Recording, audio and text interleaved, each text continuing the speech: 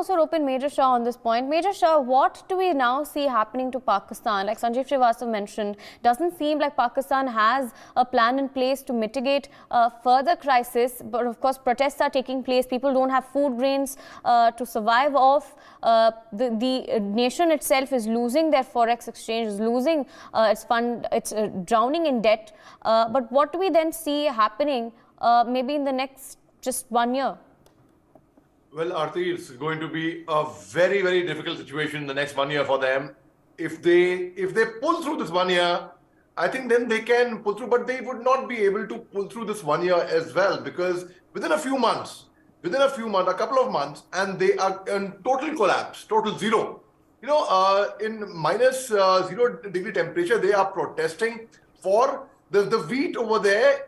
They have increased the price of wheat by over 1,200 rupees. There's no flour there. The depots of the government depots which supply flour are all locked. So it's all about demand and supply, right? When there's no flour, what will happen? Imagine 22 hours of load shedding, which has affected their business, their personal lives. They've always had that. They've always got a stepmotherly treatment. They've been second-class citizens ever since. And as Professor Madan Nalapat and my dear friend Sanjeev Srivastava rightly said, firstly, they have illegally occupied it since 1948, and it's about time.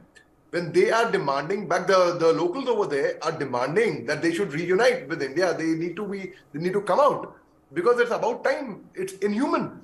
The water over there, it comes from the sewage. Can you imagine that? It's so inhuman. It is basic human right. They're women, they're students, they're lawyers, not just activists. There's a civil society. Everyone has come out on the street and they're protesting.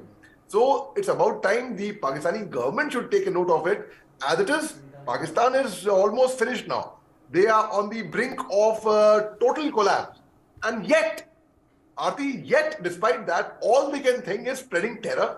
It's a total failed country which has let down its people. They've let down its economy. They let down its people. They have failed their country completely. And yet, still, despite that, yesterday, I'm telling you about yesterday, we had a murder in Delhi. We had a few days back, we had a beheading case.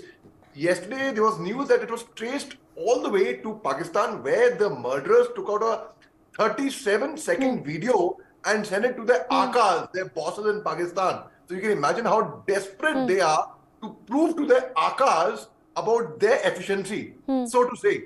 So it is actually, they are meeting their own doomsday, and it is going to be, the ripple effect of this is not going to be good, Aarti. It is going to be very, very bad for them. See, Sri Lanka, when they met their fate, they had people to help them out. No one's going to come out for Pakistan, in fact, Aarti. Right. Major Shah, now talking about the action that should be taken on Pakistan from a global community's perspective, like Madhav Nalapat sir said, this is not enough. The fact that UN has raised alarm is a good thing. It shows that the world is recognizing that these things happen instead of turning a blind eye to them. But then again, more must be done. Pakistan must be held accountable, sanctions must be imposed, and we should talk about how the situation for women in Pakistan is equal to something as Afghanistan, where there is a Taliban government that is ruling. Absolutely, Aarti. I totally agree with that. And, and it's a they have a very bigoted society. I'll give you another example. Though, of course, young girls as young as 13-year-old are being abducted and they are being forced to convert.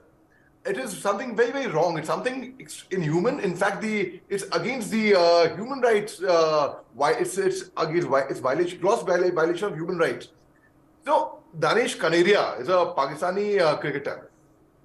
He came out 2 years back and he said he was being discriminated against and this, that, and he was being asked to eat separately. His uncle was the wicket keeper of Pakistan. That's his mother's brother, when Imran Khan used to be the captain of the Pakistani cricket team. And he was discriminated against as well.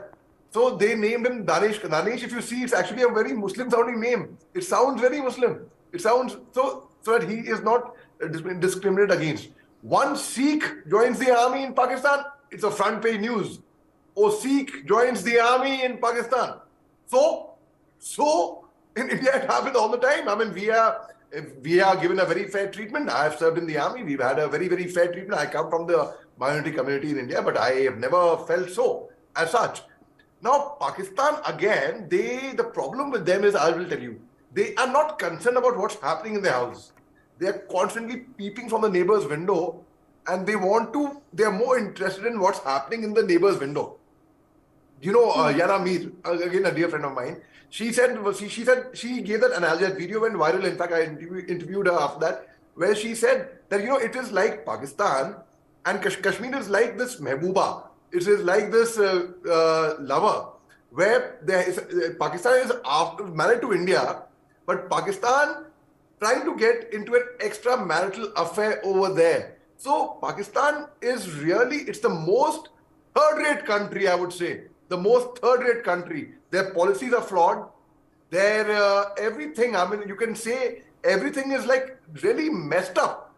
They are all messed in the head. I don't know whether I would be fair enough in saying this or not, but yes, I believe that it's genetically there's something wrong with them. Genetically, there's something wrong with that country. That is the reason they are in the state of affairs that they are in today, Aarti. Okay.